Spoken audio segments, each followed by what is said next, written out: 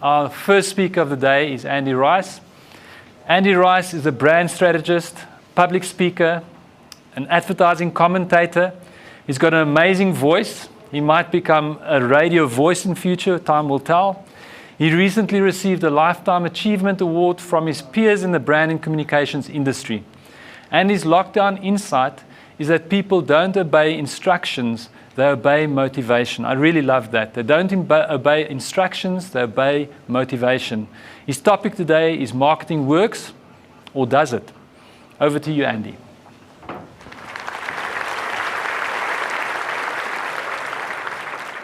Thanks, Pepe, I think.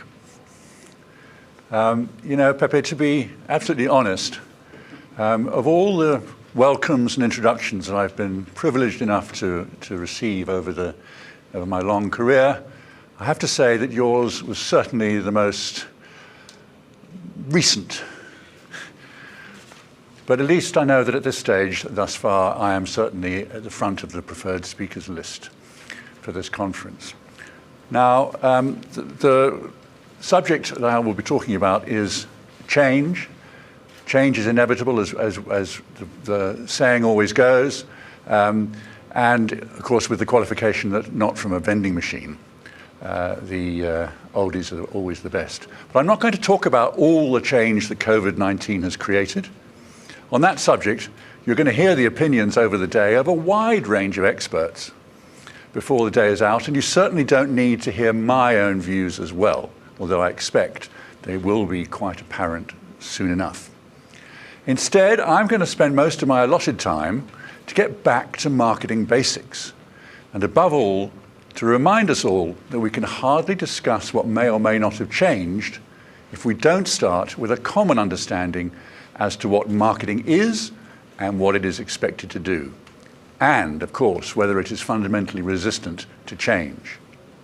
The very theme of this conference, marketing, in brackets, still works, suggests that the pandemic has in some way made marketing less important as a business discipline. But I want to show you that the correct answer to that is far from it. Now, more than ever, marketing works. Now, someone a while ago accused me of being unable to deliver any kind of brand-themed presentation without making mention of good old OMO. There's some truth in that, so why break the habit of a lifetime? So here, right on cue, is a brief story about Unilever's blockbuster detergent brand, OMO. Now, OMO was launched in South Africa in 1963. And no, I wasn't there at the time.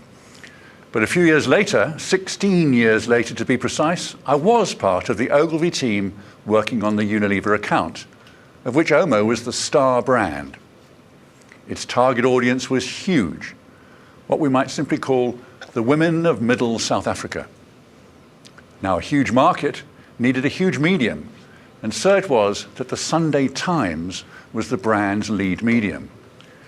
And a double-page spread with spot color certainly didn't come cheap. And remember, this was a time when commercial television in South Africa was in its infancy, with neither the audience nor the availability that we routinely expect from television today. And thus print was the premium medium for any brand with ambition.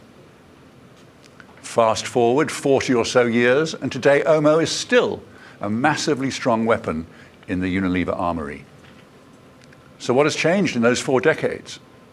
Well, OMO has new competitors, new technologies, new customers, and as is mentioned so often, new media channels. But what hasn't changed is the core brand message.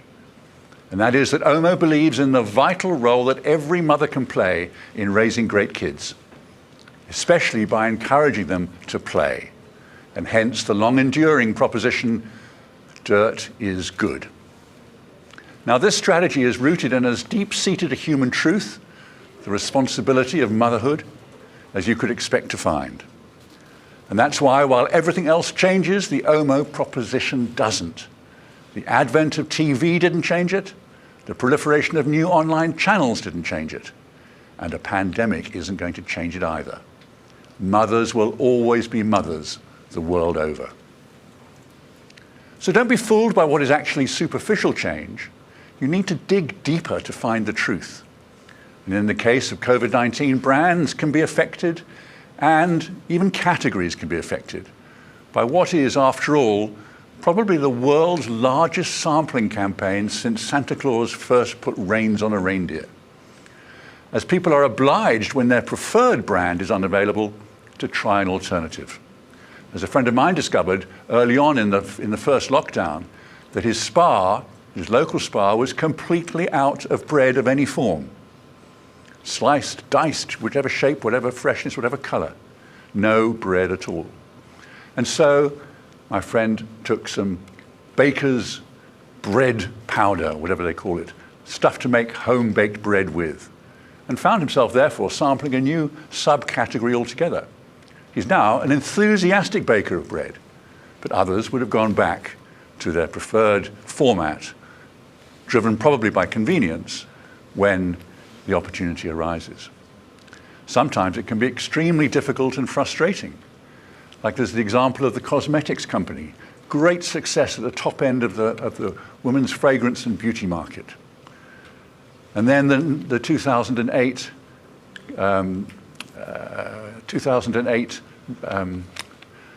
recession hits, and they find that their top sales were not going well, the upper end of the market was not going well, and as a result, they decided to focus on the one thing that people said people still buy in a recession, which was lipstick. The so-called lipstick effect that takes precedence and makes you feel good about yourself for very little outlay. And then along comes COVID, and suddenly the one thing that they focused on, the lips, are covered by masks everywhere, even President Trump. Not that he uses much lipstick. So what happened then was, by chasing the short-term changes, the brand finds itself unable to keep up and confusing agility with inconsistency.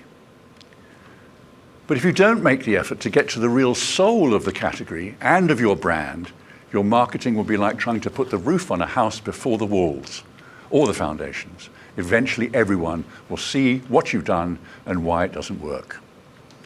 So if you want your marketing investment to work, and I assume that you do, otherwise why would you be here? You need to get to the heart of the matter, especially with regard to your brand positioning, what you want your brand to be known for. Now, in addition to the jibe about my OMO fixation, I've long held the view that as a consultant, I should use the 4-box model to show my gravitas and wisdom whenever possible. And so, here we have my 4-box model. Actually, it's a bit of a cheat, because all that is, in fact, is 4 boxes. There's no algebra on the X and Y axes.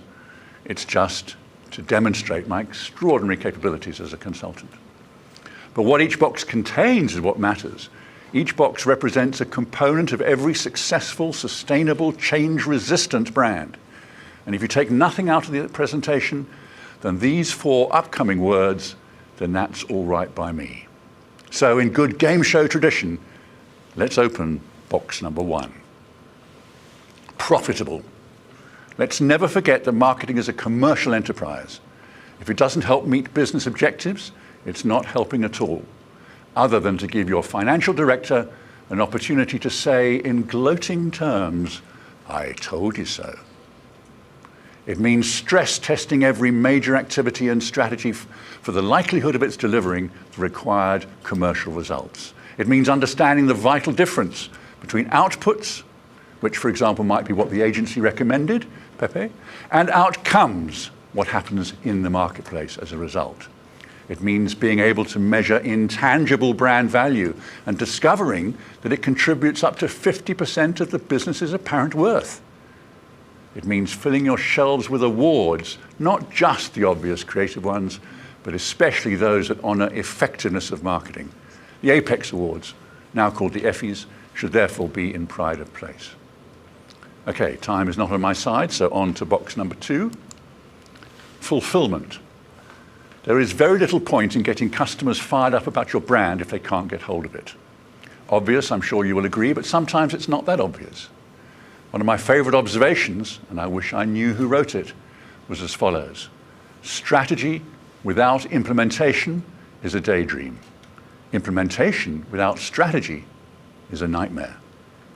And that's why fulfillment is such an important brick in the marketing wall. Sometimes it can be quite a challenge to deliver a brand when and where it is expected by its customers. I worked many, many years ago for a company called Henkel, a German chemicals company that was in the detergent business, up against the Unilevers and the Omos of this world.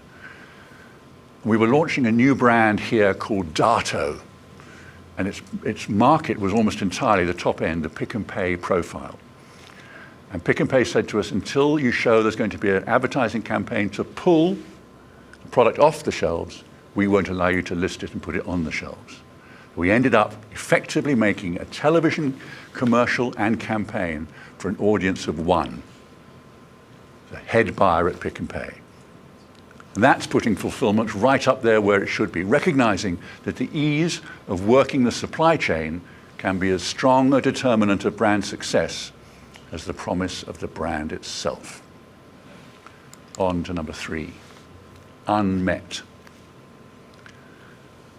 Now, the word differentiation represents what could be the most important 15 letters in the lexicon of marketing.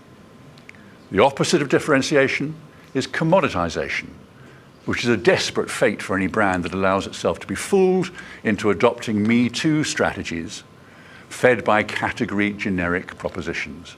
I've lost count of the number of times I've heard it said that if it's good enough for the market leader, it's good enough for my brand. That attitude is a naive and lazy cop-out, as is the argument that a category is intrinsically commoditized.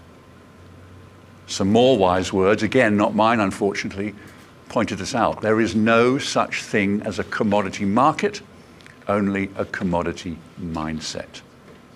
The beauty and power of providing a solution for previously unmet needs is a thing of wonder to behold.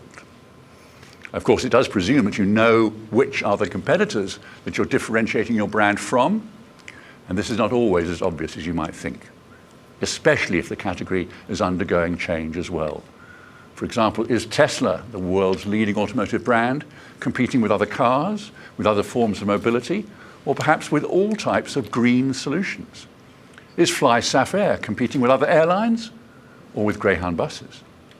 And so it goes. These are the kinds of questions that any brand manager must debate in the search for commercially sustainable differentiation. Finally, we have the fourth box, which of course is closely related to the issue of being unmet, as in box 3. This is all about relevance. It's easy enough to differentiate your brand, but less so to do it in a relevant way. It's easy enough to offer something that no one else offers, and most likely there is a very good reason why that should be the case. Your offer does not reflect a true need. Words like artificial, faddish, temporary spring to mind when relevance is lacking, when the offer does not reflect true needs. Even what appears to be a lesser secondary need can be worth investing in. By owning a need and investing in it consistently, the importance of that need in the consumer's eyes can be raised significantly.